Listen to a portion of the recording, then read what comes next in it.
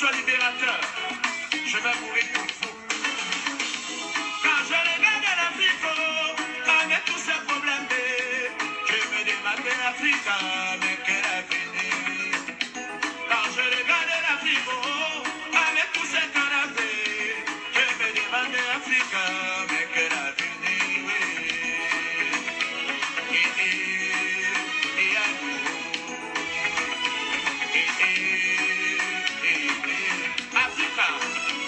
Les cadavres un peu partout, hein. Où est ton avenir? Les malades, oui. Quand je regarde l'Afrique, avec tous ces problèmes, je me demande l'Afrique, mais quel avenir? Quand je regarde l'Afrique, avec tous ces canapés, je me demande l'Afrique, mais quel avenir?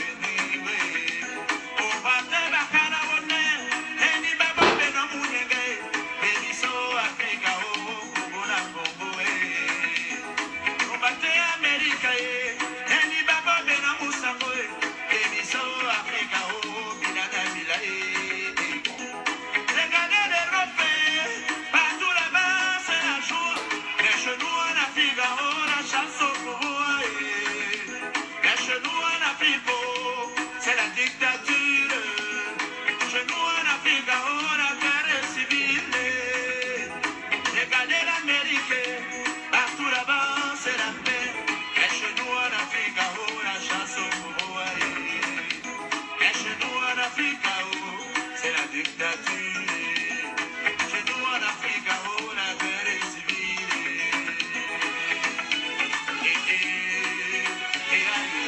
Africa, les cadavres un peu partout, hein.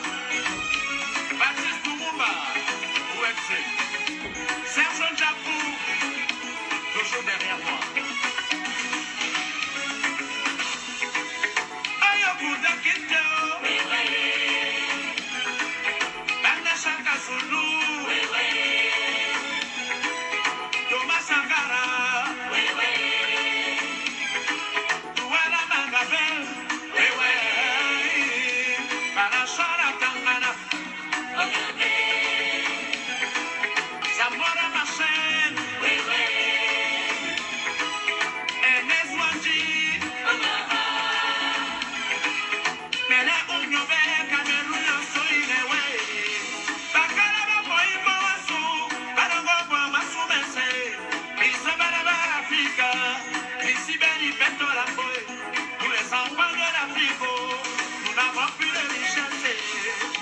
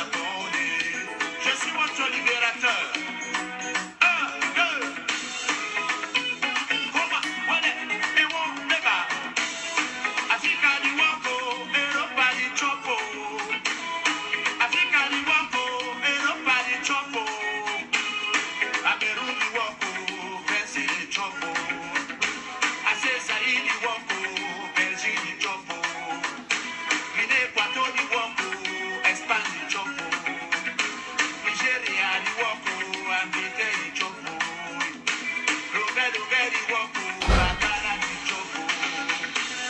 Regardez pour la Moussadi, la forêt de Yabassi, le pétrole de l'Afrique.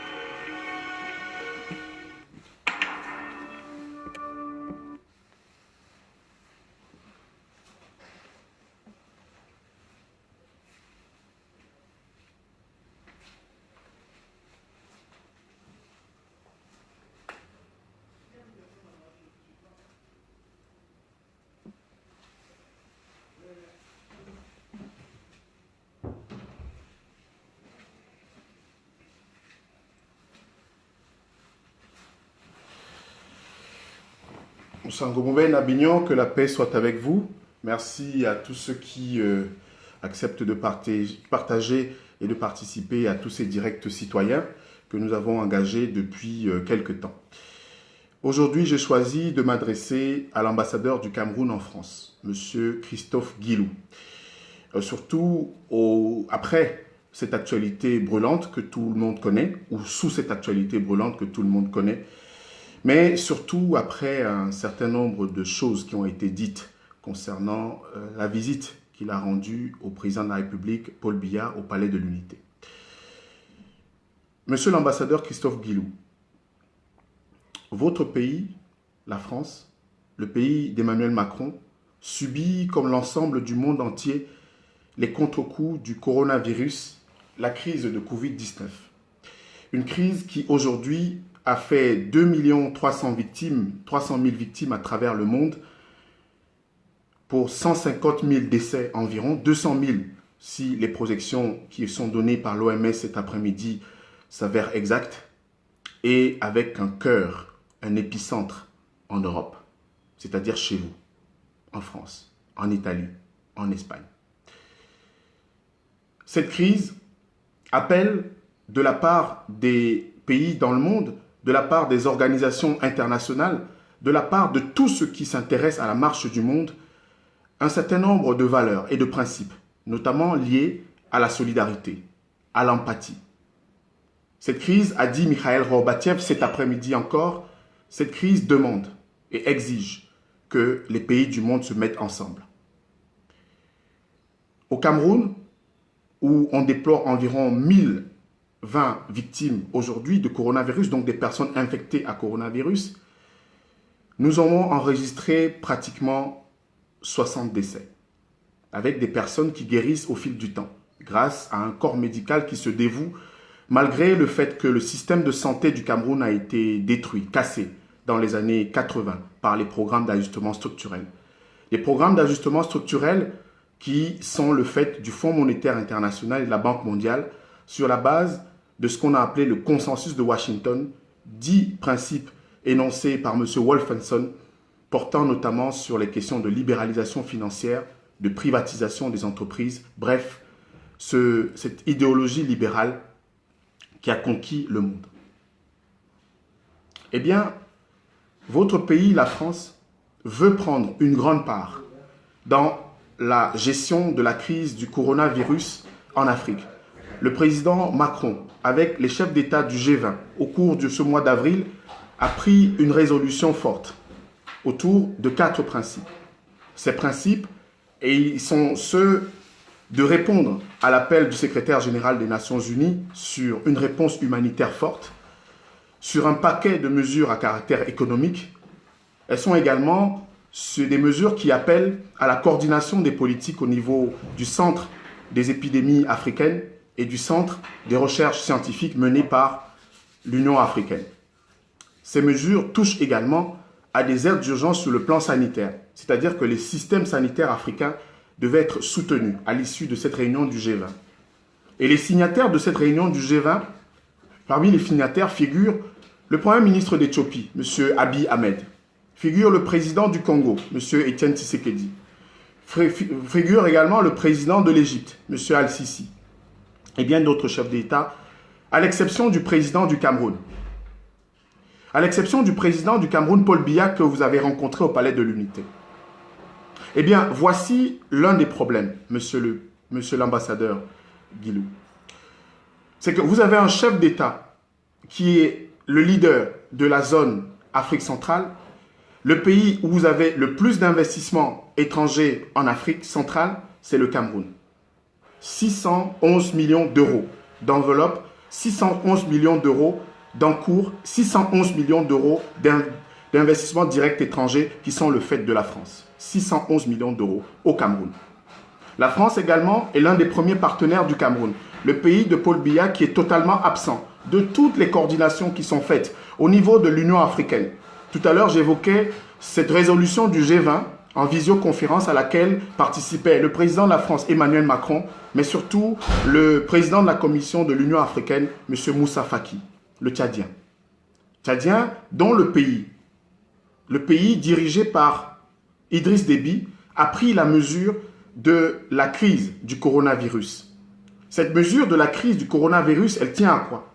C'est que dans votre pays, M. Christophe Guilou, où la France, le président Macron s'est exprimé à 3 reprises, notamment le 13 avril dernier, notamment le 16 avril dernier, la résultante de la mise en œuvre, la prise en charge par le président qui s'est érigé en commandant des armées. Le président Macron a présidé plusieurs conseils de défense, plusieurs conseils ministériels.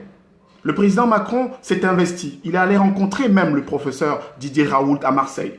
Il rencontre des chercheurs au Centre Pasteur, dans les villes et campagnes de France. Il est présent. Mais dans notre pays, le Cameroun, ayant constaté l'absence, la défaillance du président, oui, M. Guilou, j'ose les mots, parce que ma génération, c'est laquelle j'appartiens, la génération de la fin des années 70, née en 77, ne veut plus tourner autour du pot, danser autour des mots. Ma génération veut dire les choses. Ma génération ne veut plus que les hommes politiques camerounais soient traités en fonction de leur ethnie. Ma génération, M. Guilou, ne veut plus, comme en 1956, que Roland Pré et André-Marie Mbida décident d'aller tuer, décident d'aller assassiner Kandel Ninin, Chfon, chef roi des Bahamas, déclenchant l'insurrection en pays dit Bamileke. Ma génération, M. Christophe Guilou, ne veut plus tourner autour des mots, ne veut plus les ravalements de façade à la Malraux. En France, on ravale la façade. On ravale les belles façades des immeubles haussmanniens. Mais chez nous, au Cameroun, pays dont vous vous êtes occupé en 1992, M. Guilou, souvenez-vous, ministère des Affaires étrangères à Paris, au Quai d'Orsay. Vous étiez rédacteur à la sous-direction Afrique et Malgache, des affaires africaines et malgaches. Vous étiez rédacteur pour 3 pays, pour le Cameroun, pour le Niger et pour le Bénin. Constatez la progression de ces 3 pays sur le plan démocratique, puisque vous avez été également directeur de à l'Organisation internationale de la francophonie, directeur de la paix, des droits de l'homme et de la démocratie. Constatez la progression. En 1992, le pays pour lequel vous étiez rédacteur, le pays dont vous étiez l'un des rédacteurs au ministère des Affaires étrangères, c'est vous, c'est par votre plume que...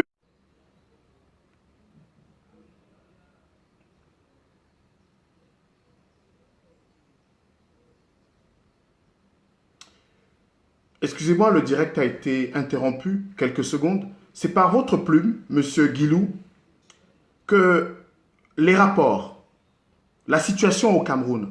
C'est par votre plume que le ministre, le président de la République française de l'époque était informé de la situation au Cameroun.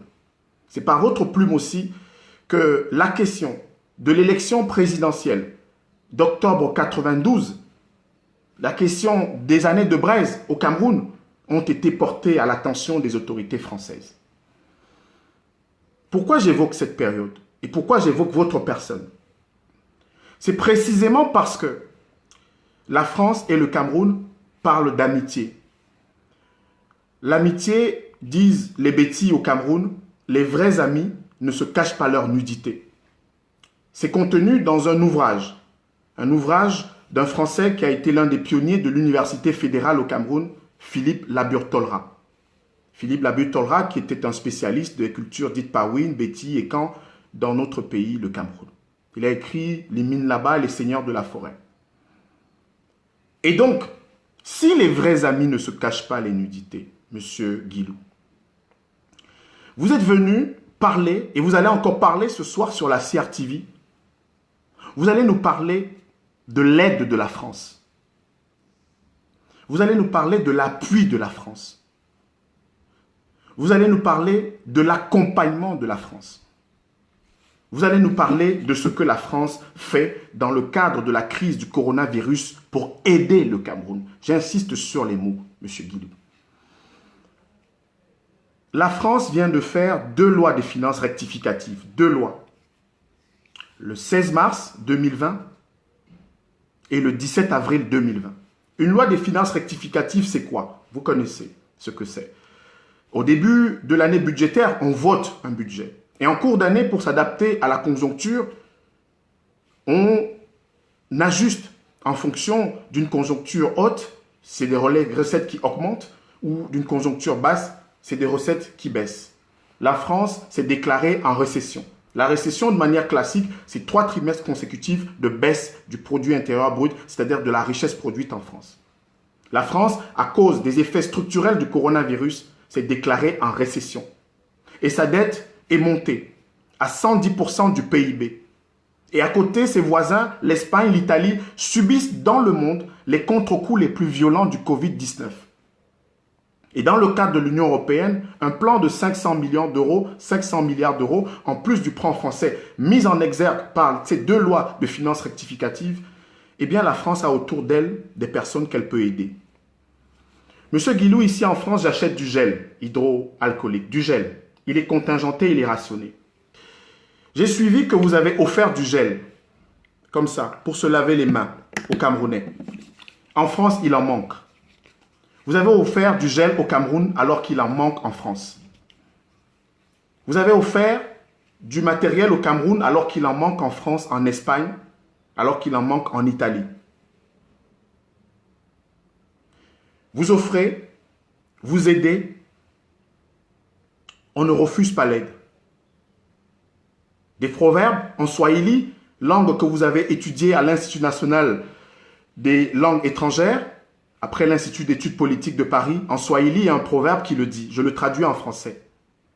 On ne coupe pas la main qui donne, mais il faut regarder le dos de celui qui donne. Ce sont les Kenyans qui le disent. C'est un pays que vous connaissez très bien. Le dos de celui qui donne, c'est le dos de la France. Monsieur l'ambassadeur, le stock de la dette du Cameroun est de 15 000 milliards. La dette publique est de 8 000 milliards environ et la dette vis-à-vis de l'étranger, de l'extérieur, est de 6 650 milliards.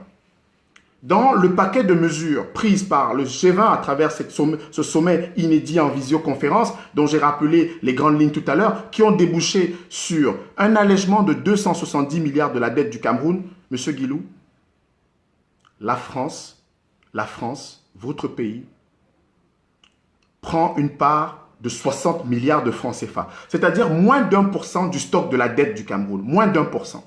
La dette du Cameroun est de 6 650 milliards de francs CFA, 6 650 milliards de francs CFA, c'est-à-dire 77% du stock de la dette. Une grande part de notre PIB. Monsieur Guilou, vous allez parler ce soir qui prend une part de moins d'1%. Dans quoi? Je vais le dire aux Camerounais, je vais le dire aux Français ce soir. 1%, c'est quoi? Moins d'1%, c'est quoi, M. Guilou? Dans ces 60 milliards, sur les 6650 milliards. C'est pour faire de la publicité?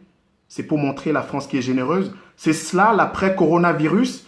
C'est cela l'empathie de l'après-coronavirus?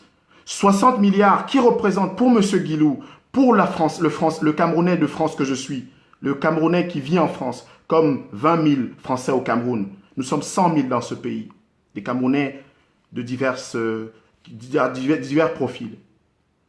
1%, moins d'1%, puisque 6 650 milliards, la France prend une part de 60 milliards d'allègement. Donc on reporte pour l'année 2021, M. Guilou, les échéances de paiement de la dette du Cameroun. Les échéances de paiement de la dette du Cameroun. Et cela vient à quel moment? C'est pour cette raison que, et j'adresserai un message très fort et très clair, très citoyen, au président des assemblées, du Parlement, le président du Sénat, M. Niad Difendi, et le président de l'Assemblée nationale, M. Kavaye Djibril, ultérieurement. Je l'annoncerai à mes compatriotes, à mes frères et sœurs. Mais pour l'instant, on est concentré sur vous, sur ce qui se passe entre la France et le Cameroun. Tout à l'heure, ayant étudié les civilisations swahili à l'UNESCO, à l'INALCO, dont le Kenya est le berceau, je vous ai dit qu'on ne coupe pas la main qui donne, mais on regarde le dos de celui qui donne. Je suis en train de regarder le dos de cette France qui est si généreuse. Je suis en train de regarder le dos de cette France, le pays de Malraux, qui fait du ravalement de façade, d'ailleurs qui est institué dans la loi. Je suis en train de parler de ces 60 milliards, monsieur Guilou. 60 milliards sur 6650 milliards. Et ce sont des milliards qui vont être payés en 2021. Dans un pays, le mien, dans le pays de Oumniobé, de Moumié, dont je parlerai tout à l'heure, j'ai déjà évoqué la figure de Kamden Ninin qui a été tué, qui a été pourchassé et dont l'assassinat et dont le bannissement a été à l'avant d'une insurrection, à l'avant de villages rasés qui ont instruit les militaires camerounais actuels. Ils ont appris à raser les villages par l'armée française. Ils ont appris à raser les villages par le général Briand. Ils ont appris à raser les villages par Marx Bardet. Ils ont appris à raser les villages par Ossares. Ils ont appris à raser les villages par Paul Grossin. Ces personnes qui étaient des conseillers militaires du Premier ministre Debré. Ces personnes qui étaient en première ligne au Cameroun pour raser, pour brûler au napalm, pour jeter des Camerounais qui revendiquaient, comme les Français de la résistance, l'indépendance pour leur pays et qui ont été rejetés dans la rivière Méché. Monsieur Guilou, la dette, s'il vous plaît. Sankara l'avait dit au président Mitterrand. D'autres Africains l'ont dit. Ne nous parlez plus de la dette. Ne nous parlez plus de ces questions. Ce que vous nous devez, vous n'allez jamais vous nous rembourser ce que vous nous devez, monsieur Guilou. Ne nous parlez plus de dette. Ne nous parlez plus de stock de dette. Ne nous parlez plus de générosité à travers cette dette. Ne nous parlez plus de cela. Parce que c'est une escroquerie historique pour le pays dont je suis le ressortissant. Le Cameroun et la France ont manqué à plusieurs reprises les occasions d'être de vrais amis. C'est-à-dire une amitié qui est basée sur la sincérité. Une amitié qui est basée sur, comme je l'ai dit tout à l'heure en citant Philippe Labuye-Tolra, sur des amis qui ne se cachent pas leur nudité. Le Cameroun et la France ont une amitié de grosses têtes, des élites, mais une amitié qui oublie les têtes décapitées. Le Cameroun et la France ont une amitié de diplomatie avec des tiroirs dans lesquels il y a des cadavres, beaucoup de cadavres. Le Cameroun et la France ont une amitié avec des momies, comme celle d'Égypte de nos ancêtres, mais des momies dont l'odeur fétide des cadavres pue encore, parce qu'on n'a jamais déterré ces cadavres. Le président de la République, Paul Biya, a pris de sa main de signer, en promulguant cette loi votée par l'Assemblée nationale. Il a signé cette loi du 16 décembre 1991 pour réhabiliter des figures camerounaises. C'était un mélange des genres. Aïdjo, Oumniobé, Moumié, Wandié. Monsieur Guilou, vous connaissez ces personnes. Vous avez été rédacteur pour le ministère des Affaires étrangères vous occupant du Cameroun, donc du pays de Oumniobé. Le 3 novembre 1960, vous connaissez cette date. Beaucoup ne la connaissent pas. Parce qu'à Fumban, chez lui, on ne connaît pas cette date. Parce qu'à Bafoussam, à côté, chez ses cousins et frères Bamileke, on ne connaît pas cette date. Parce qu'au Cameroun, sa figure est ignorée. À Montpellier, le maire Georges Frêche avait pris sur lui de baptiser une rue en son nom. Il s'appelle Félix. Il s'appelle Félix Roland Moumié. À Conakry, en Guinée, à Zérékoré, le président Sékou Touré qui lui avait offert une nationalité, un passeport. À l'époque, les Africains voulaient vivre ce panafricanisme que la France a combattu pieds et poings liés. Que la France a combattu par les enfants d'Afrique, puisque c'est François Mitterrand qui a débauché l'un des pères du RDA, le Rassemblement démocratique africain, qui a débauché Houphouët-Boigny et qui en a fait un suppôt, un agent de la France. Ce sont des vérités historiques. Je ne les invente pas. Le 3 novembre 1960, William Bechtel, un réserviste du service de documentation extérieure et de contre-espionnage, l'ancêtre de la délégation de la Direction générale de la sécurité extérieure, le contre-espionnage français.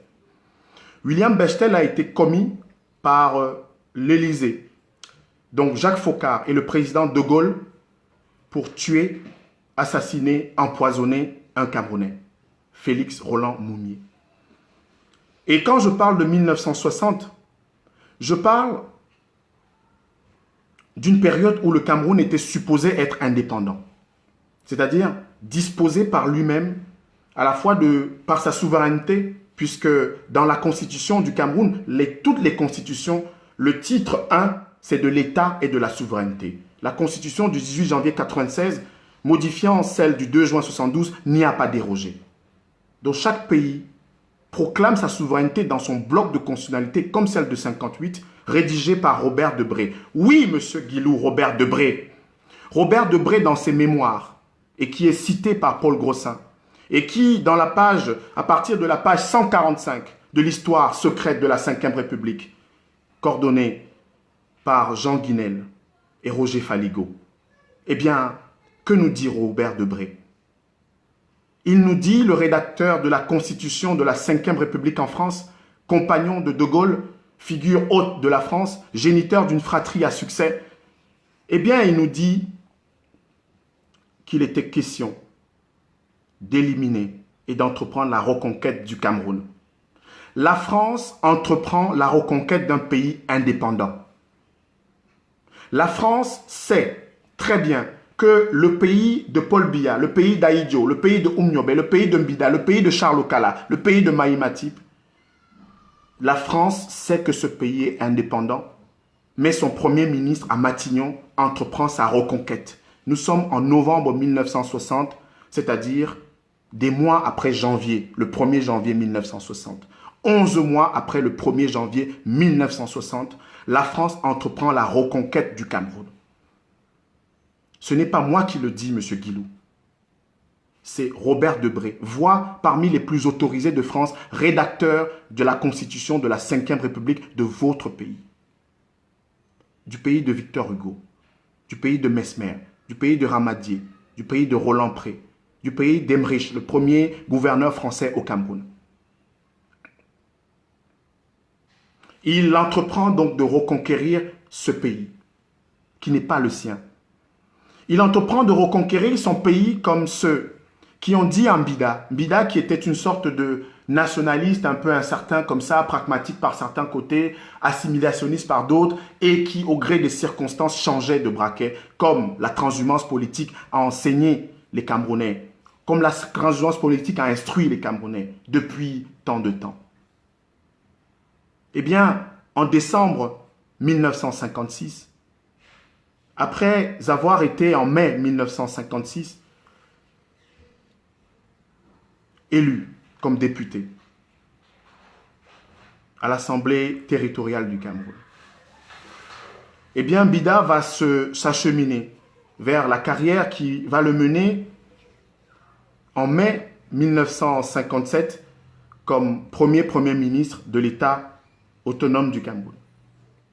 En octobre 1957, M. Guilou, en octobre 1957, M. Mbida entreprend pour son pays, le Cameroun, pour son pays, il entreprend de déposer à l'Assemblée nationale un projet de loi sur les emblèmes de son pays, le Cameroun, de cet État qui devient autonome. Il entreprend de déposer cet emblème avec le drapeau vert, rouge, jaune. Vert, rouge, jaune. Avec ce drapeau. Il n'y avait pas l'étoile à l'époque. Vert, rouge, jaune. Et Mbida va être contredit, combattu par la France coloniale. Mbida va être contredit, combattu par Ojula et les autres. Mbida va être combattu par Paris. Pourquoi, M. Guilou? Parce qu'il a osé. Il a osé défier ce qu'on appelle la culture du ravalement de façade. C'est-à-dire qu'on proclame des principes, mais on ne les respecte pas. Ce drapeau qui reprend les couleurs panafricaines, adoptées lors des congrès panafricains à partir de 1919, avec Dubois, Marcus Garvey et les autres, les couleurs panafricaines qui reprennent celles de l'Éthiopie, celles de l'UNIA de Marcus Garvey, eh bien, il sera combattu pour avoir déposé celui-là. Ceci. Il sera combattu pour avoir déposé un projet de loi sur une devise, paix, travail, patrie. Il sera combattu pour avoir déposé un projet de loi sur un champ de ralliement. Oui, celui qui disait que c'est vrai, nous étions des sauvages et que la France de nos ancêtres les Gaulois est venue nous sortir de la barbarie. Pourquoi il a été combattu, M. Guilou? Et je ne m'égare pas. C'est tout simplement parce que la France, avec les accords de tutelle du 13 décembre 1946, n'avait pas le droit, n'avait plus le droit de faire hisser le drapeau tricolore bleu, blanc, rouge sur les façades officielles au Cameroun. Le drapeau qui devait être hissé au Cameroun, c'était le drapeau de l'Organisation des Nations Unies. Mais la France a continué, à systématiquement hisser son drapeau au Cameroun. La France a permis au Cameroun qu'il y ait une association des colons français au Cameroun. Alors même, M. Guilou, que le Cameroun de droit n'était pas une colonie française.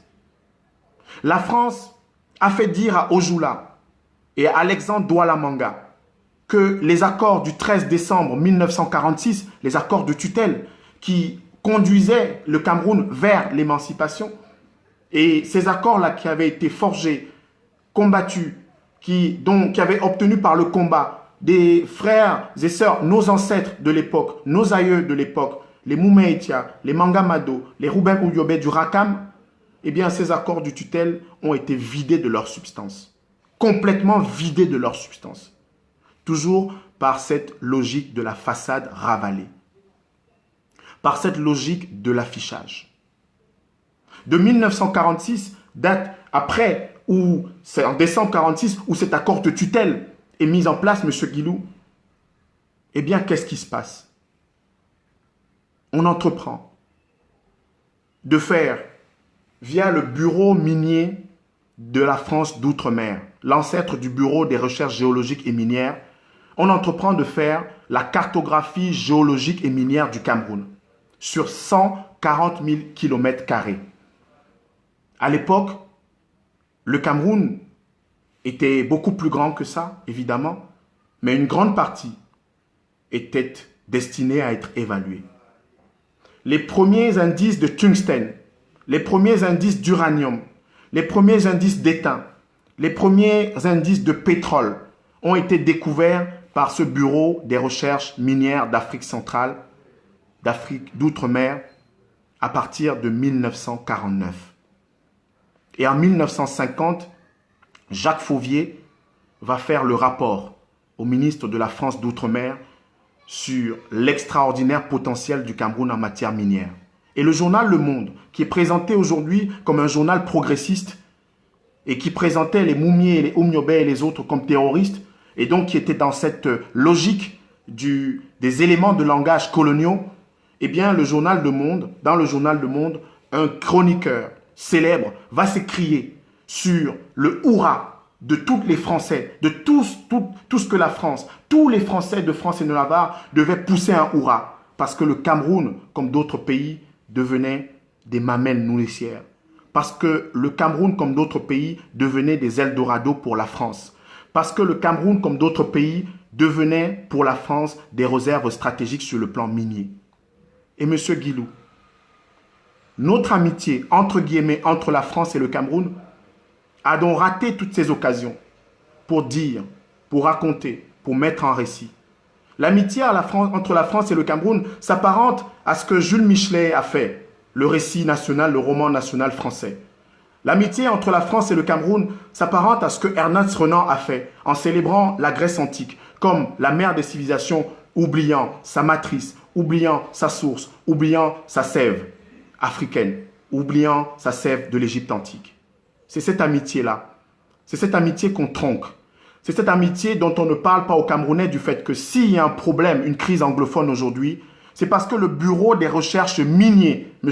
Christophe Guilou, le bureau des recherches miniers d'outre-mer a établi que le Cameroun devenait une mamelle nourricière sur le plan pétrolier. Et qu'à l'horizon 2010-2020, c'est écrit, M. Guilou, c'est écrit dans les documents, c'est écrit dans ces documents que chaque Français, chaque Camerounais, chaque Camerounaise, chaque Française doit lire. Il est écrit qu'à l'horizon, à partir du 21e siècle, la France exploiterait ce tungstène, justement pour son industrie aéronautique. Parce que le tungstène à Strasbourg, à Toulouse autant pour moi, il sert à quoi? Au fuselage des Airbus. Il sert aux blindés français. Vous savez, la France est l'un des plus gros exportateurs dans le monde de matériel militaire. Et le tungstène, il sert à cela. Le tungstène sert à cela. Et quand on découvre de l'étain, du tungstène, il y a de l'uranium qui se trouve à côté. Et il se trouve, M. Guilou, que Tcholiré, Poli, dans le nord Cameroun, regorge d'uranium, regorge de tungstène, regorge d'étain. Ce n'est pas Abdelaziz Moundé Ndimbam, un modeste Camerounais, qui le dit. Ce sont les rapports du bureau de recherche minier d'outre-mer. Et aussi, vous savez, en 2016, le Cameroun a signé avec la France, via le bureau de recherche géologique et minière, l'établissement de la cartographie géologique et minière pour un montant de 6,8 millions d'euros financé par la Banque mondiale et qui comprenait la fourniture de cette carte géologique et minière et aussi la formation des Camerounais en 2016 et un transfert des compétences. C'est-à-dire qu'entre 1946, où le Bureau des recherches minières a commencé ce travail sur près de 200 000 km², on n'a pas pensé à former les Camerounais pour cela. On a pensé à faire, à l'exploiter, à le rendre utile sur le plan stratégique, puisque la France était friande de son indépendance énergétique. Le général de Gaulle, d'ailleurs, il a été célébré sur le plan stratégique géopolitique en France pour cela. Eh bien, la France entendait conserver, garder, pour le Gabon, pour l'Oubangui-Chari dans la Centrafrique, pour le Cameroun, la mainmise sur ses ressources importantes. Mon pays, M. Guilou, quand je vous parle aussi de notre responsabilité. Et je suis l'un des premiers Camerounais africains à le dire, que s'il y a des responsabilités, la France n'a pas toute la responsabilité, mais elle fait partie de la faute. Et que nous avons nos responsabilités qui sont importantes. J'ai eu l'occasion, à travers ces vidéos, ces directs, ou bien des manifestations à Paris, ou mon travail de journaliste, de le dire, de prendre des positions, de l'écrire, de le raconter. Mais ce qui est important aujourd'hui, puisque mon métier a appris en anglais, c'est ce message que je vous adresse. Parce que vous avez parlé d'amitié et vous allez parler d'amitié ce soir. Et vous allez continuer aussi avec cette culture diplomatique de la façade. Oui, M. Guilou, la façade. Paul Oda, que vous connaissez, qui a enseigné à l'Institut d'études politiques, qui a enseigné à l'INALCO. Paul Oda est le rédacteur du discours que Amadou Ahidjo lit le 1er janvier 1960. Les Camerounais sont là, ils fêtent, ils sont en joie. Le discours que leur président, que celui qui va être président, puisqu'il est encore Premier ministre, lit, a été écrit par un Français, Paul Oda. Le discours qu'un président d'un pays qui vient d'accéder à l'indépendance lit a été écrit par un conseiller français, Paul Oda. Les archives sont disponibles. Je vous en prie, mes frères et sœurs français, françaises, Camerounais, Camerounais, lisons. Si nous voulons bâtir une amitié, on ne doit plus la bâtir sur les cadavres, sur les momies, sur les squelettes, sur les têtes décapitées dans la méchée. On doit la bâtir sur la vérité. Tout à l'heure, j'ai évoqué le Premier ministre Debré dans ses mémoires. Le général Paul Grossin, le général Paul Ossarès, qui offusquait en 2008, après sa condamnation dans le cadre de l'affaire algérienne. Eh bien, Ossarès également s'est mis à table. Max Bardet, qui a mené l'opération Cargo, M. Guilou, quand le Premier ministre Fillon est venu en 2009 au Cameroun, chez moi, dans mon pays, dans notre pays, dans votre pays d'accréditation, eh bien, il a dénié avec sa morgue, son arrogance, son paternalisme, son cynisme et sa défiance qu'on lui connaît. Il a dénié ce que Max Bardet, ce que Debré, ce que Briand, ce que Lacheroy, ce que Lamberton ont dit. Et c'est constant dans la revue de défense nationale. Les exactions, la guerre, les crimes horribles que la France a menés au Cameroun n'ont jamais été évoqués, ni lors des visites présidentielles de l'époque Ahidjo, avec Pompidou au Cameroun, Giscard d'Estaing, Ahidjo en France, mais pendant le long règne, déjà trop long règne du président Biya, ni en 83 avec François Mitterrand, ni en 2009 avec Nicolas Sarkozy, ni en 99 quand Chirac s'est rendu au Cameroun en visite, ni lors de toutes ces visites rituelles en 2013 avec François Hollande à Paris en janvier 2013, ni dans ces apartés avec le président Macron qui sont perçus et présentés par la CRTV ou d'autres médias d'État comme des victoires diplomatiques en octobre 2019 à Lyon ou en janvier 2020 à Paris. Pendant ce temps, on nous parle de quoi? De ce que vous avez l'habitude de nous parler. De 60 milliards d'allègements qui seront payés sur le budget de l'État du Cameroun. L'État du Cameroun qui avait déjà prévu de payer 720 milliards, de consacrer 720 milliards au service de la dette dans l'exercice budgétaire 2020, dans sa loi des finances. Le Cameroun s'y était apprêté. 720 milliards, ça représente entre 15 et 20% de la loi des finances, puisqu'elle est à 4 951 milliards. Nous sommes à 4 551 de milliards de budget. Et vous reportez l'échéance pour 2020. 21 sur 270 milliards. L'échéance pour 2020. Entre-temps, le Cameroun est dans une course éperdue de recherche de financement auprès de partenaires institutionnels, auprès de banques. Tenez, la dernière émission d'obligations assimilables du Trésor, faite par le Cameroun il y a quelques jours, en milieu de mois d'avril, la dernière émission d'obligations a permis de récolter pour le Cameroun 106 milliards sur les 210 milliards escomptés. Le Cameroun va accorder pour son aménagement de routes et ses réhabilitations de routes 68 milliards récoltés de ces émissions. Parce que l'émission d'obligations, M. Guilou, dont les entreprises françaises sont friandes, les banques françaises, notamment la Société Générale de Banque au Cameroun, eh bien 68 milliards de ces 106 milliards vont être consacrés dans l'enveloppe de 200, puisque le Cameroun va lancer la semaine prochaine la deuxième phase de cette émission d'obligations. Eh bien, 68 milliards à l'aménagement et à la réhabilitation de ces routes. 35 milliards à l'eau et l'énergie. 45 milliards à la santé, aux équipements de santé, notamment à cette fameuse lutte contre le Covid-19, et 75 milliards aux infrastructures sportives. Pourquoi je parle de ça?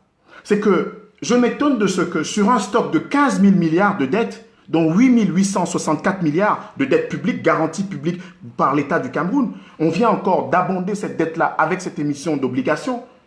Il y a 6 650 autres milliards résultant de la dette extérieure. Donc sur ce stock de 15 000 milliards, le Cameroun vient de rajouter 106 milliards, dont j'ai donné le détail tout à l'heure, qui doivent être complétés de 115 autres milliards la semaine prochaine.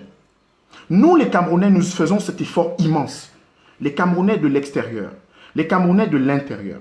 Et quand l'ambassadeur de France vient avec un stock de gel, alors qu'on a besoin de gel dans son pays, vient avec une annonce sur 60 milliards qui ne représente même pas 1% du stock de la dette extérieure du Cameroun, présenter cela comme l'aide de la France, l'accompagnement de la France pris dans le cadre du G20, eh bien on s'étonne toujours de cela.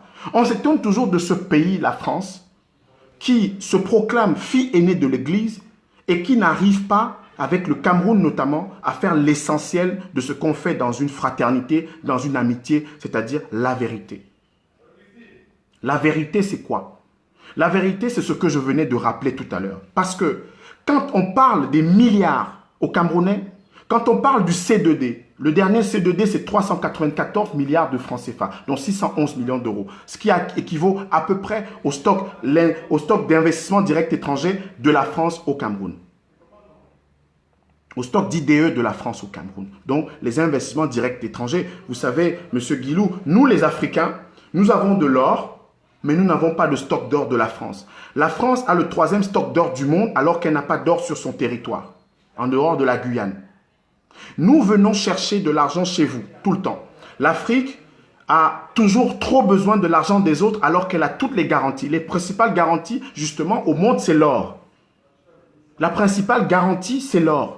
Mais nous avons de l'or sur notre continent et on va chercher des garanties chez vous. On va s'endetter chez vous et on vous tient par cette dette pistolet. Et à chaque fois, vous venez nous présenter les allègements de la dette, comme en 2006, avec ce document de partenariat qui a mis en scène la question du contrat des endettements en développement, qui était en bout de ligne l'aboutissement de l'initiative des pays pauvres très endettés, commencée en 1996 par le FMI et la Banque mondiale.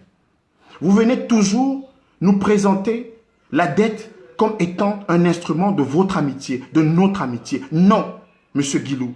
La dette doit être d'abord effacée parce que vous nous devez beaucoup trop. Vous nous devez beaucoup plus que ce que vous présentez. Notre pays a contribué à votre effort de guerre.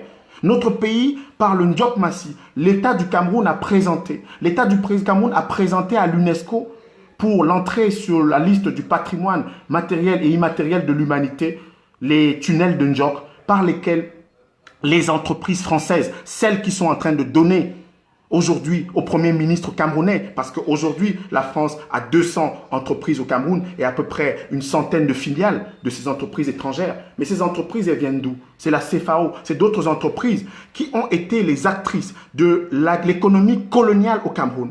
Les entreprises françaises au Cameroun n'ont jamais payé les impôts et les salaires comme il se doit dans notre pays, le Cameroun. Alors, quand les entreprises françaises viennent offrir 20 000 litres de gel hydroalcoolique, quand elles viennent pour le collectif des entreprises françaises au Cameroun se présenter devant le Premier ministre de mon pays comme étant des entreprises généreuses, je me demande ce que la PHP, qui dispose, M. Christophe Guilou, de 5% des terres du Mongo, 3 à Loum, à Penja, à Mbanga, la PHT, filiale de la compagnie fruitière en France, dispose de 5 500 hectares sur 106 000. 5% des terres. Est-ce que vous avez vu ça en France? Vous avez vu une entreprise française, une entreprise étrangère en France qui a 5% des terres quelque part en France? Est-ce que c'est imaginable? Est-ce que c'est même simplement envisageable? Et quand les entreprises françaises viennent devant le Premier ministre du Cameroun se présenter comme des entreprises généreuses, ça passe à la télé de mon pays où on paye la redevance avec nos impôts parce que les Camerounais vont être ponctionnés. Les Camerounais de la diaspora qui envoient leurs véhicules, qui envoient leur matériel au Cameroun. Et les Camerounais de l'intérieur, ils vont être ponctionnés pour 2 962 milliards au cours de l'exercice budgétaire 2020. 2 962 milliards. Donc ce ne sont pas uniquement les entreprises françaises, mais c'est l'effort des Camerounais, l'effort du peuple camerounais. Et les entreprises françaises au Cameroun sont les héritières d'une entreprise coloniale dont on n'a pas fait le deuil. J'ai rappelé l'autre jour quand je m'adressais à mon aîné, le maire de Penja, qui devrait s'occuper de la prédation qui a lieu dans sa commune, plutôt que de s'occuper de son collègue de l'opposition. Je ne sais pas s'il est de l'opposition ou de l'opposition, mais peu importe, ce n'est pas le sujet ce soir. Eh bien, Penja, à partir de 1958, ce poivre, la variété Pipom Nerum, que beaucoup de Français connaissent ici, parce que le poivre de Penja et les grands chefs français, comme les grands chefs, les grands cordons bleus camerounais en France le savent, le poivre Penja c'est devenu le meilleur poivre du monde à partir de cette IGP de 2014 accordée en France. Eh bien, la PHP exploite le poivre de Penja. La PHP paye 1 euro, entre 1 et 2 euros, 1 et 2 euros 1 et 2 euros. 1300 francs CFA le kilo, alors qu'en France, le poivre de Penja est vendu à 77 euros, 50 000 francs le kilo. 50 000 francs le kilo. Eh bien, donc, quand un entrepreneur français, une filiale d'entreprise française ou une entreprise française, moi je rappelle ici que Erwan de Kock, Dick Scott, Paul Aubrier et Paul Breton, Paul Odia, au Cameroun, sont ceux qui profitent du poivre de Penja. Sont ceux qui en profitent. Et c'est le classique de l'économie coloniale africaine. L'économie néocoloniale, l'économie d'extraction, l'économie où on est toujours en train de produire de l'okoumé, de l'iroko, du sapeli. Mais, monsieur l'ambassadeur, le sapeli, un morceau de sapeli aura fait 10 ans, 50 ans, 60 ans dans l'eau. Il ne deviendra jamais l'hippopotame ou le caïman des réserves de Ngaoudaba ou encore des parcs nationaux de Boubandida, de Ouaza ou de Kalamaloué que vous connaissez dans l'extrême nord du Cameroun, dans le nord du Cameroun. Jamais. Et c'est pour cette raison, monsieur Guilou, que ma génération, le Camerounais que je suis, la génération à laquelle j'appartiens, est la génération qui veut que nos enfants, nos petits frères, ne soient plus dans l'enfumage de la diplomatie et du ravalement de façade. Nous voulons et nous souhaitons que quand un ambassadeur de France, quand un président de la République du Cameroun rencontre un ambassadeur de France, son homologue français, sur le perron de l'Élysée ou du Palais de l'Unité, puisque c'est cela, en France, on n'a jamais vu, mais jamais de mémoire d'homme, le président de France recevoir le moindre ambassadeur et ça passe à la télévision. Mais chez nous, au Cameroun, on vous déroule le tapis rouge. Et ça fait la une, l'actualité. Ça ouvre les journaux. Dans mon pays, le Cameroun, on reçoit un ambassadeur de France et ça fait l'actualité nationale. C'est des choses que nous souhaitons changer et que nous allons changer. Parce que cela, ce sont les pires images que la colonisation nous ait léguées. Les pires images que l'aliénation coloniale ait incrustées en nous. Les pires choses que la domination coloniale est incrustée en chacune et chacun des Camerounais. Parce que, monsieur Guilou, ce qui tue en Afrique le plus n'est ni le sida, ni le paludisme, ni la tuberculose, les premières maladies qui tuent, ni l'Ebola qui a ravagé mes frères et sœurs de Sierra Leone, du Libéria. Ce ne sont pas ces maladies essentiellement, mais c'est le syndrome de Stockholm. Le syndrome de Stockholm, c'est quoi? Cette capacité à aimer son bourreau, cette capacité à faire la bise à son maître, cette capacité à célébrer celui qui vous tape, vous humilie, vous pille. Chaque Camerounais est victime du syndrome de Stockholm. Chaque Africain est victime du syndrome de Stockholm.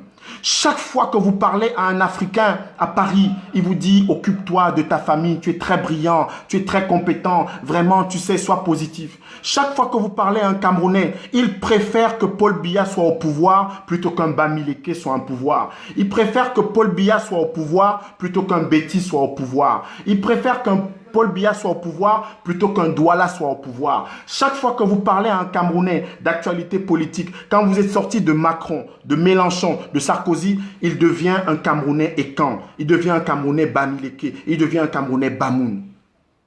Parce que pour lui, sans avoir lu le colonel Lamberton, et ce qui est une honte, monsieur Guilou, si j'étais à votre place, ambassadeur du Cameroun, ambassadeur de France au Cameroun, le lapsus est révélateur. Oui, monsieur Guilou, le lapsus est révélateur. Je vous ai pris pour un ambassadeur du Cameroun parce que beaucoup vous prennent pour un président du Cameroun. Parce que dans notre pays, le Cameroun, Paul Odia a écrit le discours de monsieur Ahidjo. Parce que dans notre pays, le Cameroun, la façade a dicté les relations entre la France et le Cameroun.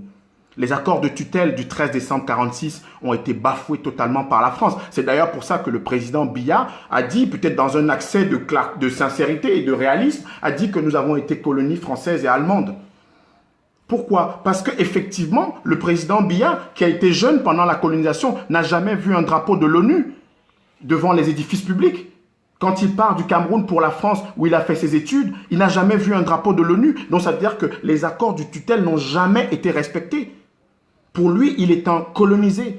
Il est ce que Ateba-Yene a dit, a écrit dans les mémoires d'un colonisé, un enfant de la colonisation. Semengue est un enfant de la colonisation. Biya, ce sont des enfants de la colonisation. Aïdio, Charles Okala, ce sont des enfants de la colonisation.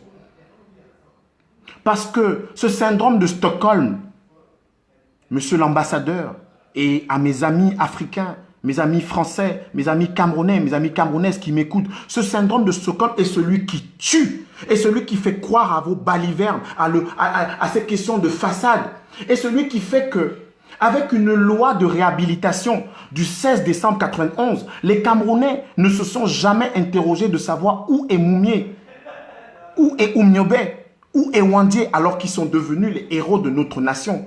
Mais monsieur Guilou, regardez à Lille, dans votre ville de naissance.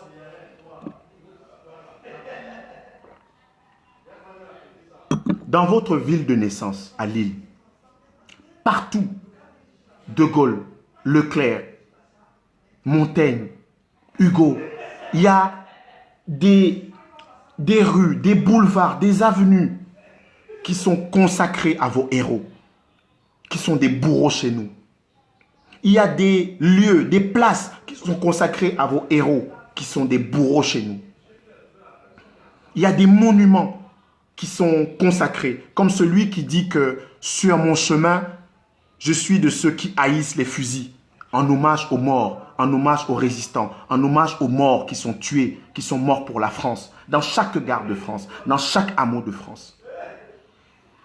Mais, comme je vous disais tout à l'heure, on a beau écrire comme Thomas Deltombe, Jacob Tachita, Emmanuel Doumergue, ces Français qui ont documenté l'une des matrices de la France-Afrique au Cameroun.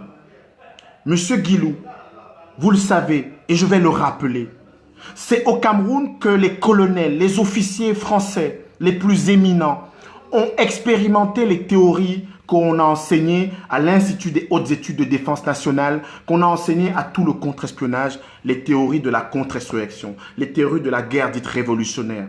C'est-à-dire que quand vous voyez en pays Bassa les villages rasés, quand vous voyez en pays Bassa les villages qui sont vidés, où il n'y a des populations que sur le bord de la route, c'est Lacheroy, c'est Lamberton, c'est Briand, c'est Grossin. Ce sont ces généraux qui ont fait la guerre d'Indochine, qui ont été battus par Ho Chi Minh. Ce sont ces généraux qui ont fait la guerre d'Algérie, qui ont été battus par le FLN et qui ne voulaient pas perdre le Cameroun. Ce sont ces généraux qui savaient que la France, qui plus tard allait reconnaître ses crimes contre l'humanité en Algérie, qui savaient que l'actualité française avait été embrumée, subsumée, noyée par le conflit algérien et le conflit indo-chinois. Ils savaient que, comme Debré l'a dit, il fallait reconquérir le Cameroun à partir de 1960 dans le silence des médias ou dans l'accommodement des médias. Le journal Le Monde, dont je suis un abonné, le journal Le Monde à cette époque-là était un journal qui accompagnait, qui était cornaqué, qui était embedded par les Français, par les généraux, par Briand, par Grossin, par le SDCE, par le contre-espionnage et l'espionnage français. C'était des journaux qui étaient là pour accompagner ce que faisait Mesmer, ce que faisait Focard, ce que faisait Ramadier. C'était des journaux qui n'avaient jamais parlé de Jacob Fossi, comme de ces centaines de milliers de Camerounais qui avaient été brûlés, gazés au napalm, tel que le raconte Max Bardet dans Hockey Cargo. Ce sont ces Français, ce sont ces Camerounais qui ont été tués sur ordre de l'Élysée. Oui, monsieur Guilou, vous savez que quand le général Paul Grossin est sorti du bureau de monsieur Debré en 1960, quand monsieur Grossin lui a dit: vous savez, le Cameroun et l'Afrique est dans un système tribal. Tribal. Paul Grossin le dit, page 145 de l'histoire secrète de la 5e République, sous la coordination de Jean Guinel et Roger Faligot, monsieur Christophe Guilou. Le général le dit au Premier ministre de France, Robert Debré. Ils sont dans un système tribal. Couper et zigouiller la tête du chef et tout est fini. Et le sort d'un Camerounais qui va être réhabilité plus tard en décembre 91 est scellé. Comme le sort, vous savez tout à l'heure, j'ai dit que les relations d'amitié France à Cameroun, France-Afrique, ce sont des relations de grosses têtes, des relations d'élite. Eh bien, ce sont aussi des relations où la main qui tue est souvent celle d'un Africain. Abdoulaye Sarra, c'est un Tchadien qui a été utilisé par l'armée française pour tuer Oumniobé. Tuer Oumniobé au point de prendre Oumniobé et de le traîner dans toute la Sanaga maritime et le Nyon Ekele pour décourager toutes les ardeurs, pour décourager tous ceux qui voulaient suivre son chemin, pour décourager tous ceux qui voulaient suivre le chemin de ces Camerounais brillantissimes, héros, martyrs, amoureux de leur terre, qui en 1948 avaient choisi au Café Sierra à Douala de créer un parti, Union des populations pour le Cameroun. Ces Camerounais, c'était Manga Mado.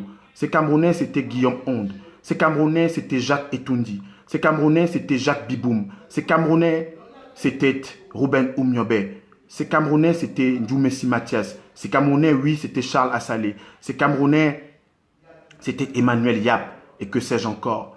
Mais ce sont les plus connus. Mais la plupart des connus Camerounais sont morts, monsieur Guilou. La plupart des Camerounais sont dans les eaux de la Sanaga. La plupart des Camerounais sont dans ce foutu fleuve que nous avons baptisé Nachtigal, alors même que chez les Allemands, on est en train de débaptiser le nom de Nachtigal de toutes les avenues et de tous les lieux où ce bandit de la colonisation a obtenu des contrats léonins. Les Camerounais sont des centaines de milliers, monsieur Guilou, à être morts dans la Sanaga maritime, le Nyon Ekele, dans le département Bamileke. Ils sont morts à cause de l'appétit français. Ils sont morts parce que la France voulait le tungstène. Ils sont morts parce que la France voulait un diamant dans le Mundemba de Joshua Oshi. Ils sont morts parce que la société d'études et de recherche et d'exploitation pétrolière du Cameroun est venue s'installer en 1954 pour exploiter le pétrole de mon pays. La société d'exploitation Serepka qui va devenir Elf Serepka et plus tard Total est venue exploiter le pétrole dans mon pays, est venue dire, et le rapport anglais nous le dit, à Londres, ces rapports sont disponibles. Ces rapports sont disponibles. Nous dit qu'il n'était pas question que le KNDP, le KNCC, c'est parti du Norden et du Sordette Cameroun, et l'œil sur le pétrole qui allait être exploité dans le Rio del Rey. Oui, monsieur l'ambassadeur, si nous voulons être des amis, disons-nous la vérité. Si vous voulez que les Camerounais demain ne soient pas la fureur, ne soient pas les lacs de cratères du sentiment anti-français, disons-nous la vérité, monsieur l'ambassadeur. Le Camerounais qui vous parle n'est pas français. Le Camerounais qui vous parle ne le sera pas. Il a des frères, des parents, des sœurs français. Le Camerounais qui vous parle est un Camerounais avec un titre de séjour à la préfecture. Moi, je suis de la préfecture du Val d'Oise à Argenteuil. C'est-à-dire que si vous voulez tout savoir, parce que vous avez tout sur moi, vous en saurez davantage. Le Camerounais qui vous parle a été sans papier en France. Le Camerounais qui vous parle est un Africain qui ne veut plus et qui refuse les balivernes de la diplomatie de façade. Le Camerounais qui vous parle va s'évertuer jusqu'à en payer tout le sacrifice, en payer tout le prix, à mettre dans la tête de chaque Africain, à mettre dans la tête de chaque Camerounais ce qu'il est, à sortir, comme le disait Fanon, de la tête de chaque Africain ce syndrome de Stockholm qui nous enferme, qui nous corsette. Le Camerounais que je suis, monsieur Guilou, va s'évertuer à dire le plus profond de la vérité à ses compatriotes. Le Camerounais qui vous parle ne va plus être celui qui va se contenter de dire que la France a un stock d'investissement direct étranger conséquent et que les 200 entreprises françaises installées au Cameroun et la centaine de filiales sont celles qui font des dons généreux et gratuits au Premier ministre du Cameroun. Non, monsieur l'ambassadeur Christophe Guilou, je m'opposerai et je m'opposerai à tous les mensonges officiels. Je m'opposerai à tous les mensonges institutionnels. Je m'opposerai parce que c'est mon devoir de journaliste, c'est mon devoir de citoyen, c'est mon devoir panafricain, c'est mon devoir d'homme éclairé, c'est mon devoir citoyen de ne pas me courber les chines. C'est mon devoir aussi de dire aux Camerounais que si Aïdjo a lu le discours de Paul Odia en 1960, si Mbida a été installé par Roland Pré, si Paul Biya a été recommandé par Louis-Paul Joula, si tous ces leaders, tous ces responsables politiques ont été cornaqués par la France, ma génération ne va plus accepter que la France installe dans l'après-Bia, cornaque, chaperonne, qui que ce soit. C'est pour cette raison que nous faisons ce travail. Nous faisons ce travail pour dire aux Camerounais que chaque fois qu'un Camerounais nous dira que Cabral Liby est Bassa et qu'il ne doit pas être président, que Maurice Kamto est Bamileke et que les Bamileke c'est la merde, en reprenant le propos idiot, abject, ignominieux, criminel de Lamberton, général français, colonel français, qui a osé dans la revue de défense nationale nous dire, monsieur Guilou, vous qui avez fait l'INALCO, nous dire que le peuple Bamileke, grand peuple fier d'Afrique, grand peuple fier du monde noir, osez nous dire, monsieur Guilou, que ce peuple est tellement étranger au Cameroun, tout simplement parce que monsieur Lamberton savait qu'il y a des peuples, des Camerounais qui vont refuser la houle, la férule, l'hypocrisie, l'escroquerie de la France coloniale, la France néocoloniale, de la France officielle. Monsieur Guilou, je n'accepterai pas que des Camerounais parlent comme Lamberton, de Bamileke qui sont et qui seraient un caillou dans la chaussure du Cameroun. Monsieur Guilou, vous imaginez, vous, dans votre pays, quelqu'un dire que les Vikings, ah, tiens, c'était le surnom qui avait été donné au général Briand, auteur de massacres, auteur de crimes en nombre au Cameroun. C'est le surnom qui lui avait été donné, Viking. Eh bien, monsieur Guilou, les Vikings sont venus de Scandinavie. Ils sont venus du Danemark. Ils sont venus de la Suède actuelle. Ils sont venus de Finlande, ceux qui ont fondé l'Islande. Vous imaginez, vous, un Camerounais écrire dans une thèse, une revue, un article scientifique, que les Normands sont si étrangers au Cameroun? Vous imaginez, vous, nous, les Camerounais qui prenions les noms Louis, Luc Divium des Francs et des Celtes, Erwan, etc. Vous imaginez un Camerounais écrire en France que les Francs qui sont venus d'Allemagne, c'est pour ça qu'on appelle des villes en France, en Allemagne, Francfort. Parce que les Francs, c'est un peuple commun à la Belgique, au Luxembourg, à la France et à l'Allemagne. Vous imaginez, vous, dans un propos d'un cynisme, un propos crasse, un Camerounais écrire cela? Nous, Camerounais, on a accepté cela. Même parmi les plus lettrés chez nous, les gens qui citent le grec et le latin, comme on annonce le Coran, comme on récite les psaumes de la Bible. Vous imaginez, vous, un Français, un Camerounais en France écrire que les Vikings, donc les Normands d'aujourd'hui, qui sont à Rouen, sont étrangers à la France parce qu'ils sont venus de Scandinavie? Vous imaginez, vous, qu'on dise que les Bretons, comme Paul Breton qui exploite le poivre de Penja au Cameroun, est étranger à la France parce qu'il vient là-bas d'Angleterre et d'Irlande? Vous imaginez, vous, qu'on dise que les fondateurs de Marseille, Marsilia, les Phocéens qui venaient de Grèce, vous imaginez, vous, qu'on dise qu'ils sont étrangers à la France? Pourquoi avez-vous fait ça? Pourquoi avez-vous laissé la France officielle faire de tant de crimes psychologiques, tant de crimes moraux, tant de crimes philosophiques?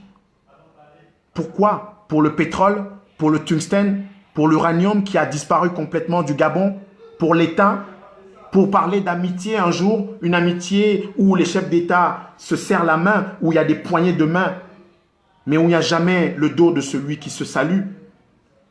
Pourquoi avez-vous fait ça?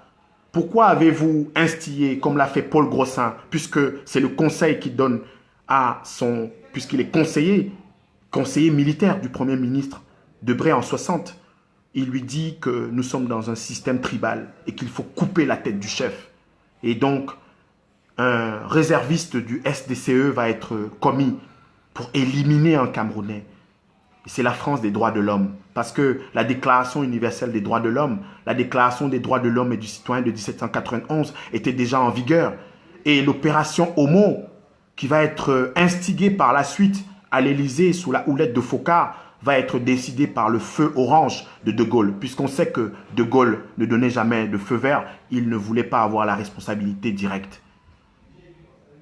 La France est un pays de mémoire. La France célèbre tous les jours, dans tous les hameaux de France. Chaque année, dans le calendrier français est ponctué de dates de commémoration. La France, M. Guilou a fait quelque chose de formidable et d'extraordinaire avec l'Angleterre, avec l'Allemagne, l'entente cordiale, le traité de Berlin pour faire la paix. Où est le traité de Yaoundé? Où est le traité de Paris pour faire la paix des cœurs avec le Cameroun?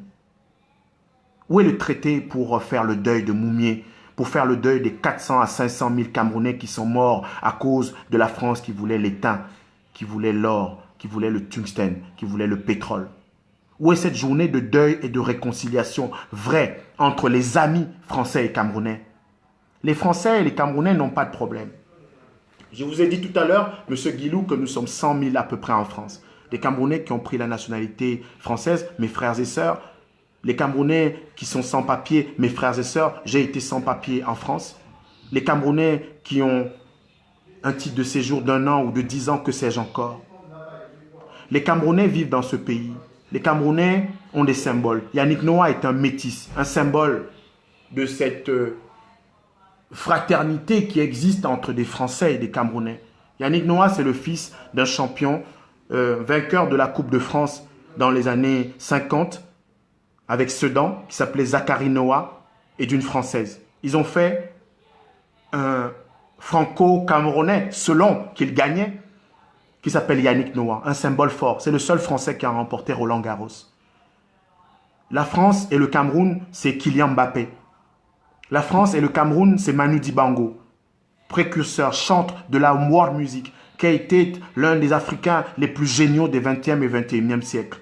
Donc les Camerounais et les Français n'ont pas de problème personnel. Mais les Camerounais et les Français ont des problèmes avec leurs États, leurs chefs d'État, la France officielle, la France criminelle, la France coloniale officielle, la France qui a tué Moumié, la France qui a tué 500 000 Camerounais et qui n'a jamais fait le deuil de ces Camerounais. Voilà le problème que nous avons. Ce n'est pas en nous donnant 60 petits milliards d'allègements qui seront payés en 2021. Ce n'est pas en nous donnant 10 petits millions d'euros, 6 milliards de francs CFA pour la recherche scientifique, alors que la France en a pris plein pot depuis qu'elle s'est installée en 1916 au Cameroun et depuis que le statut du 20 juillet 1922 lui a accordé la pleine gestion du Cameroun sous mandat de la Société des Nations. La France, monsieur l'ambassadeur Guilou, la France doit beaucoup au Cameroun, mon pays. La France doit beaucoup trop à mon pays, le Cameroun. Et que si cette réconciliation ou si cette amitié dont vous allez parler, dont vous parlez, parce que vous nous donnez 6 millions, 10 millions, 611 millions d'euros et les entreprises françaises viennent nous accorder du gel avec lequel on peut continuer ce travail de domination, ce travail de prédation des cœurs des Camerounais. Parce que vous avez réussi à prendre les cœurs des Camerounais. Les Camerounais s'opposent aujourd'hui. Les Camerounais s'opposent aujourd'hui entre supporters de Paul Biya, qui est un président Shogar à 88 ans, et Maurice Kamto, qui est un président Bamileke. Oui, c'est ça les Camerounais. Les Camerounais s'opposent aujourd'hui entre ceux qui applaudissent le président qui marche difficilement vers vous. Les Camerounais l'opposent à cet opposant qui a osé, M. Guilou, osé interroger la défaillance et la vacance du pouvoir au Cameroun, comme Mélenchon ose interroger en France le président de la République française, comme Marine Le Pen en France ose interroger le Premier ministre, comme les députés, comme les opposants en France osent le faire. Mais au Cameroun, quand vous êtes opposant, vous êtes Bassa, vous êtes Bamileke, vous êtes Bandjoun, vous êtes Bamoun, vous êtes Ekan. Voilà le Cameroun. Voilà le Cameroun de Lamberton. Voilà le Cameroun de Paul Grossin. Voilà le Cameroun de Debré. Voilà le Cameroun qui a été instillé. D'abord par les Allemands qui sont venus chez nous, sur nos terres, et qui ont littéralement escroqué, qui ont littéralement, après l'atroce aventure des esclavagistes, des négriers qui sont venus pour le poivre, qui sont venus sur les terres du Cameroun, sur la côte, extraire les hommes.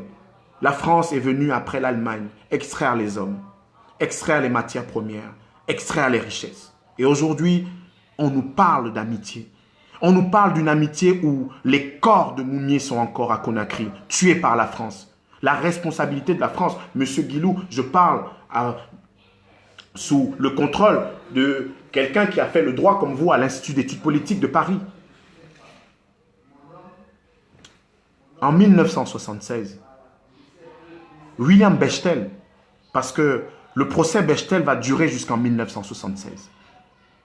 William Bechtel est celui qui a empoisonné Moumié sur ordre de l'Élysée, donc de De Gaulle, Foccart et à l'initiative de Michel Debré, le Premier ministre, donc la France officielle. Un peu comme si Macron ordonnait aujourd'hui d'empoisonner un opposant camerounais. C'est très exactement cela. C'est très exactement cela.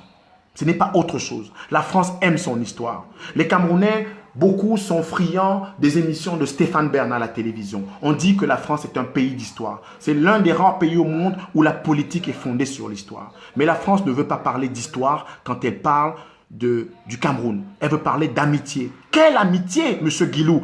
Quelle amitié qui ne repose pas sur la vérité? Quelle amitié qui ne repose pas sur le regard où des gens peuvent se regarder en face? Quelle amitié où on ne peut pas déterrer les corps? Quelle amitié où on ne peut pas fouiller ensemble les chutes de la rivière Métier? Quelle amitié où on ne peut pas fouiller ensemble le sol du pays Bamileke et Bassa? Quelle est cette amitié, Monsieur Guilou? Quelle est cette amitié? Quelle est cette amitié où vous venez nous donner 10 millions d'euros et vous êtes le porte-parole désormais du gouvernement camerounais? Quelle est l'amitié où vous venez nous donner 20 000 litres de gel et vous devenez celui qui va... Parce que, Monsieur Guilou, on le sait. J'ai parlé tout à l'heure à mes compatriotes par votre voix de ceux qui ont rédigé le discours d'Ahidjo en 60. J'ai parlé à mes compatriotes de ceux qui ont tenu la main et parfois la plume de Mbida et que quand il a essayé de se rebeller contre eux en février 1958, eh bien on l'a éjecté au profit d'Ahidjo.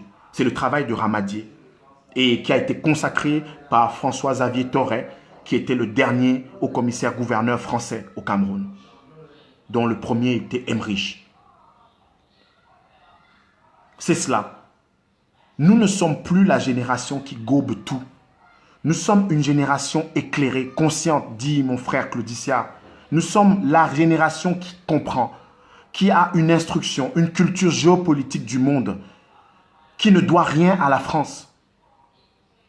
Nous, la génération qui a appris de Cheikh Anta Diop, d'Antonin Firmin, la génération qui a appris de nos pères que nous sommes l'une des matrices de l'histoire, de la civilisation, de l'humanité. La génération dont les ancêtres ne sont pas les Gaulois. Nous sommes la génération qui dit, et de manière très claire, qu'un chat est un chat. Qu'un chat qui vient, s'il a la figure du chat, on va chercher le hibou derrière lui. On va chercher la chauve-souris derrière le chat, derrière le visage du chat. Nous sommes cette génération. Nous sommes cette génération qui est éclairée et qui veut s'éclairer davantage. Le président Macron, l'autre jour, dans son adresse à la nation française le 13 avril, a parlé d'humilité. Monsieur Guilou, nous devons être humbles, la France en premier. La France a fait trop de mal. La France a commis trop de crimes au Cameroun et en Afrique. La France doit être la première puissance humble. La France ne doit sa place au Conseil de sécurité essentiellement au fait qu'elle possédait le Cameroun et d'autres pays, 14 pays. La France doit sa place au Conseil de sécurité parce qu'elle avait les voix de ces 14 pays francophones. D'ailleurs, vous avez été un brillant directeur de la paix, de la démocratie et des droits de l'homme jusqu'en 2005 à l'Organisation internationale de la francophonie. La France nous doit beaucoup. Et la France doit être humble. La France doit être très humble quand elle s'adresse à un Camerounais. La France doit être très humble quand elle s'adresse à un Africain. Parce que la France a pris tout de l'Afrique. La France, en 1629, est venue chercher des Africains sur les côtes du Cameroun, à Cap-Lopez, au Gabon, au Sao Tomé, pour les amener là-bas aux Antilles, en Guyane et en Amérique, pour exploiter le sucre. La France de Richelieu, la France de Louis XIV, célèbre roi qui a construit l'un des châteaux les plus merveilleux au monde. En 1686, la France décide de faire de moi noir, décide de faire de moi, Monsieur Guilou, décide de faire de moi un bien meuble. C'est cette même France. C'est cette même France-là qui vient nous parler d'amitié aujourd'hui, sans avoir interrogé son rôle dans les crimes qu'elle a commis sur le continent africain. Les rencontres entre les présidents français et camerounais ne sont jamais des rencontres de réconciliation sur la base de la vérité. Les évaluations qui sont faites par les ministres français au Cameroun en 2016, en avril par M. Valini, en décembre par M. Le Guen, qui étaient des secrétaires d'État chargés de la francophonie et du développement, par M. Sapin en décembre 2016, par M. Fabius en 2013-2015, par M. Jean-Baptiste Lemoyne, qui est encore venu au Cameroun en 2018, par tous ces ministres français, par M. Le Drian en 2019 et 2020 au Cameroun. Jamais on ne nous parle de réconciliation sur la base de la mémoire. Jamais on nous parle de C2D. Monsieur Guilou, imaginez une France sans l'entente cordiale avec l'Angleterre. Imaginez une France sans le traité de Berlin. Il n'y aurait pas ce que Schuman et Robert Schuman, Jean Monnet et Adenauer ont fait avec l'Union européenne. Il n'y aurait jamais d'Union européenne si la France et l'Allemagne s'étaient réconciliées sur la base de la vérité, sur la base de ce que nous soyons assis autour d'une table pour parler les yeux dans les yeux, pour aller dire à chaque Français que si Michel Debré a été un héros de la résistance, a été un grand juriste, s'il a écrit la Constitution de 1958, il a fait beaucoup de mal à des gens dans le monde, notamment au Cameroun. Que si De Gaulle a été le héros de la résistance, de l'appel du 18 juin à Londres, il a été un bourreau en Afrique. Et c'est cela. Un pays qui estime qu'il est la fille aiguë de l'Église, eh bien, la France doit pouvoir, dans la liturgie, vous connaissez la théologie du pardon, M. Guilou. La théologie du pardon, c'est celle où la pénitence, où la contrition n'est pas l'humiliation, celle où la pénitence, où le pardon n'est pas la faiblesse, celle où, précisément, pour rejoindre le discours du 13 avril 2020 d'Emmanuel Macron, où dire pardon, demander pardon, dire qu'on a fauté, n'est pas être un peuple faible. C'est cela. C'est cela. Notre génération, c'est celle qui dit non de manière absolument déterminée au tribalisme et comme au racisme, pour lequel nous nous sommes battus avec beaucoup de frères noirs et africains en Europe pour obtenir la résolution du Parlement européen du mardi 26 mars 2019 sur l'afrophobie, le racisme structurel, le racisme anti-noir, le racisme contre les 15 millions de Noirs européens qui ne bénéficient pas entièrement des droits, d'égalité, la définition même du racisme structurel. Donc ce que nous disons pour nous en combattant le racisme, ce que nous disons pour nous en étant déterminés contre le racisme, nous le faisons également quand nous parlons de tribalisme dans notre pays. Le tribalisme dont la France est l'un des responsables sur le plan institutionnel. Tout à l'heure, j'ai évoqué les documents officiels, la revue de défense nationale, les théories de la contre-insurrection et un certain nombre de documents subséquents qui sont disponibles aujourd'hui pour chaque Camerounais, chaque Français, aux archives diplomatiques. Il y a un travail formidable qui est fait par le fonds, dans le cadre du fonds FOCA, par Jean-François Batte, qui met au goût du jour justement ce travail.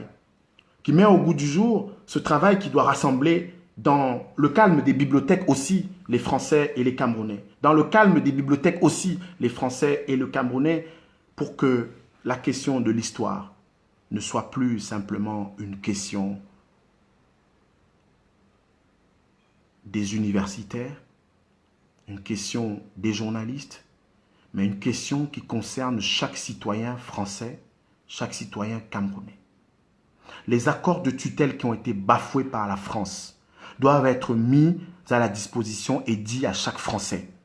Les Français devaient assurer la tutelle sur le Cameroun. Les Français n'avaient pas le droit de mettre leur drapeau au Cameroun, ils l'ont mis. Les Français n'avaient pas le droit d'exploiter les ressources minières au Cameroun sans en aviser à la commission de tutelle de l'ONU, devant laquelle, en 1952, s'est présenté Rouben Oumniobé pour présenter un plan en 3 points. Le premier, c'était la révision des accords de tutelle.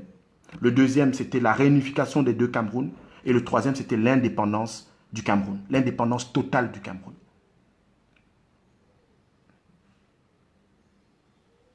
Ce travail, c'est un préalable. Ce travail, c'est une matrice. C'est un fondement. Ce travail, est celui qui déterminera la sincérité de nos relations. Ce travail, c'est celui qui fera que les générations futures, quand vous leur parlerez de sentiments anti-français, on leur dira non, la France a fait son devoir. Ça a fait son devoir historique. La France n'est pas venue nous dire que sur 6 650 milliards de dettes, elle nous allège 60 milliards qui seront payés en 2021. Mais la France est venue nous dire, j'ai tué vos enfants, j'ai tué vos héros, j'ai tué des populations. Je demande pardon. J'ai pris chez vous des hommes pendant l'esclavage. J'ai pris chez vous des hommes pendant le travail forcé. J'ai pris chez vous des matières premières. J'ai pris chez vous par le mécanisme du franc CFA. J'ai pris chez vous par le mécanisme du franc CFA tant et tant d'argent. J'ai contrôlé votre économie. Je suis devenu membre du Conseil de sécurité grâce à vos pays.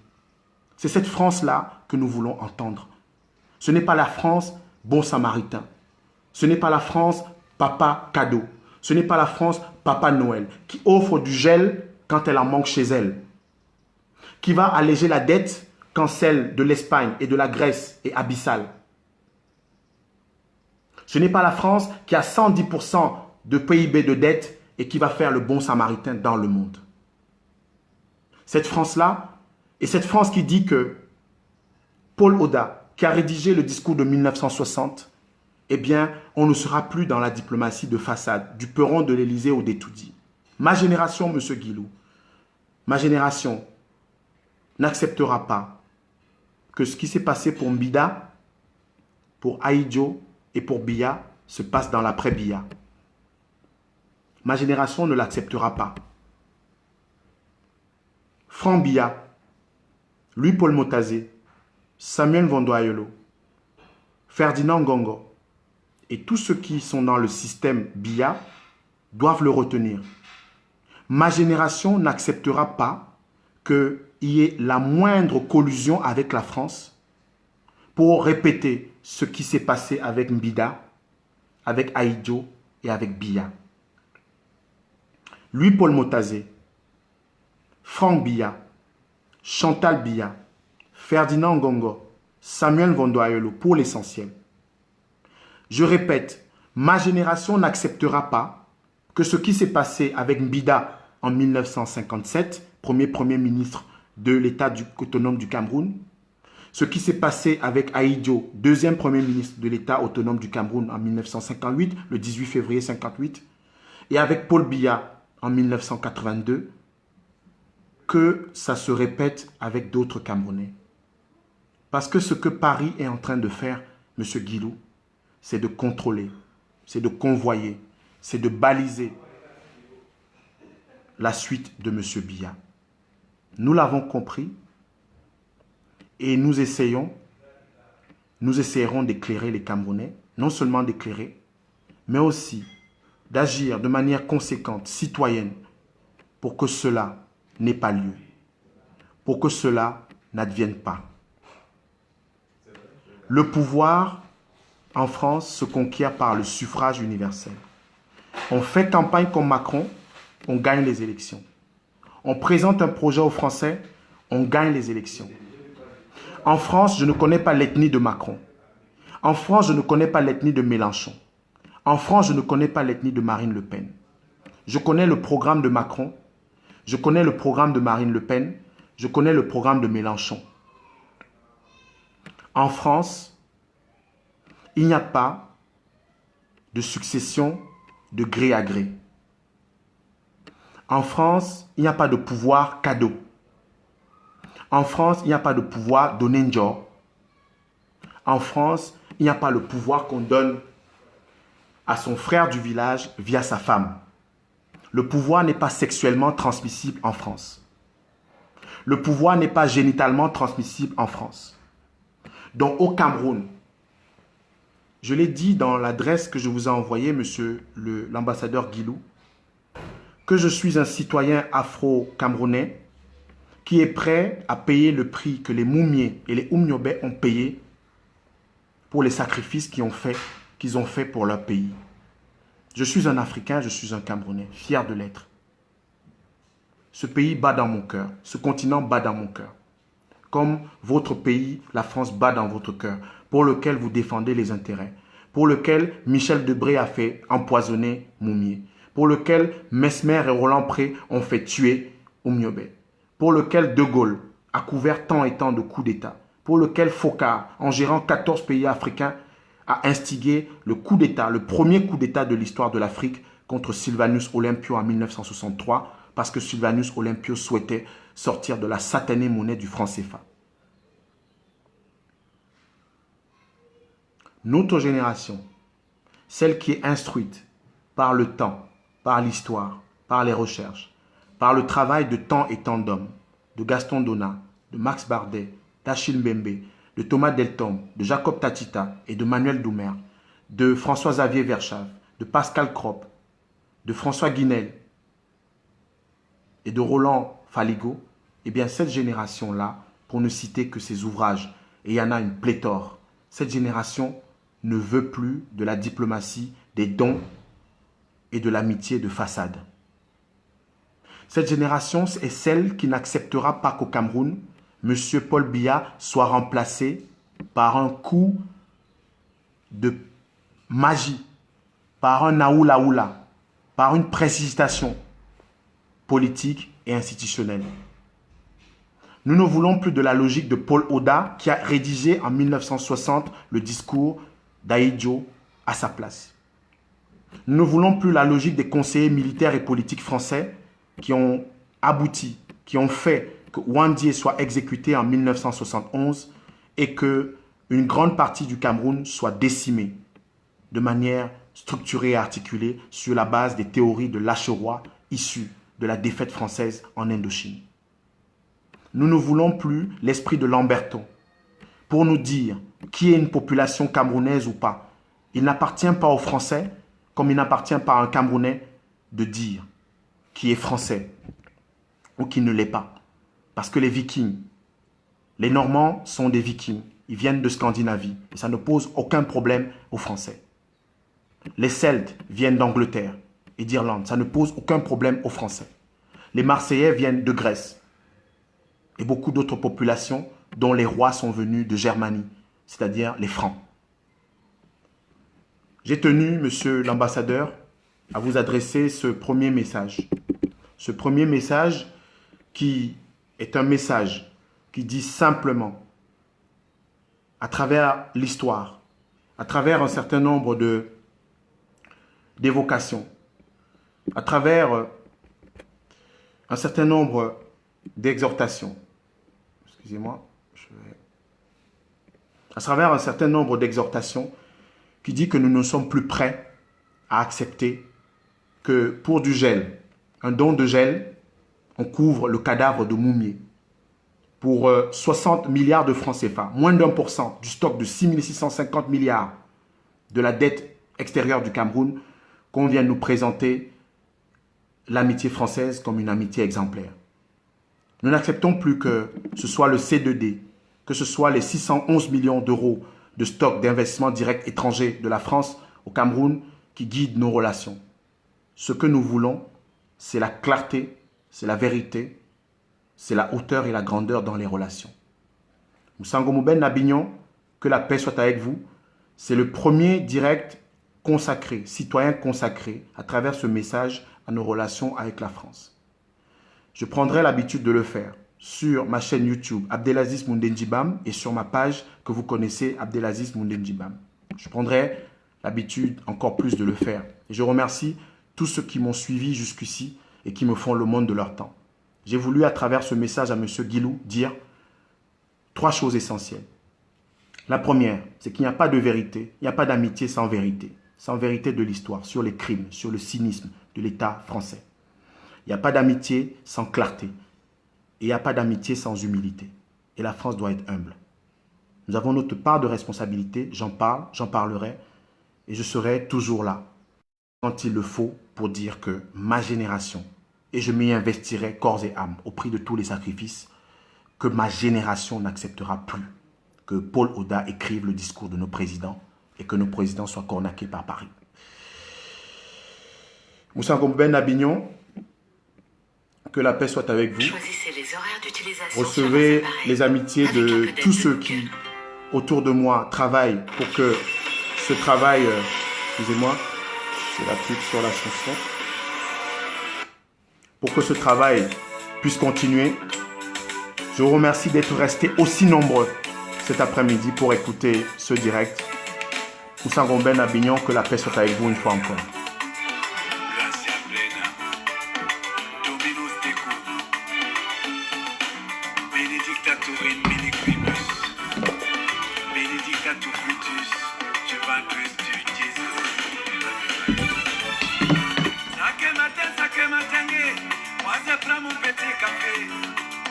Comme d'habitude, j'allume même mes cigarettes. Pourtant, je ne suis même pas fumé. Mais je suis obligé de fumer. Parce que le problème, il y a qu'à décider. Ça me chauffe. Et ma tête tourne. Tourne comme les tours de ça que ma tête. Moi, j'aime bien mon petit café.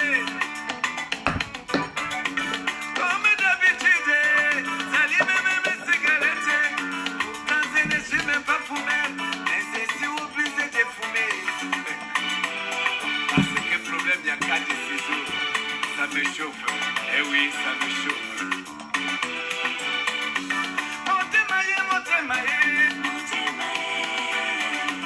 Montez maillé, montez maillé. Montez maillé, montez maillé. Montez maillé, montez maillé. Je suis parti préfecturer, demander cas de saison. Commissaire, il me dit qu'il n'y a plus qu'à décider. Maintenant, la France est libérée. Il faut retourner son pays. Maintenant, la France est libérée. Il n'y a plus de travail pour toi ici. Je suis étudiant. Il n'y a plus de place pour toi ici. Maintenant, la France est libérée. Il faut retourner ton pays. Je suis assez combattant. Il n'y a plus de place pour toi ici. Maintenant, la France est libérée. Il faut retourner mon pays. Ah, Zambé.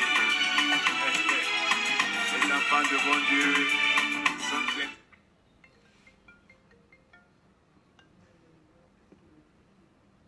Comme les canards sauvages. La bonnière. La bonnière. La bonnière. La bonnière. La bonnière. La bonnière. La bonnière. C'est que mon anga passé. C'est parce que je croyais que Gaulois était mon ancêtre. Mais Gaulois n'a jamais été mon ancêtre. Si que mon anga passé, c'est parce que je croyais que Gaulois était mon ancêtre. Mais Gaulois n'a jamais été mon ancêtre.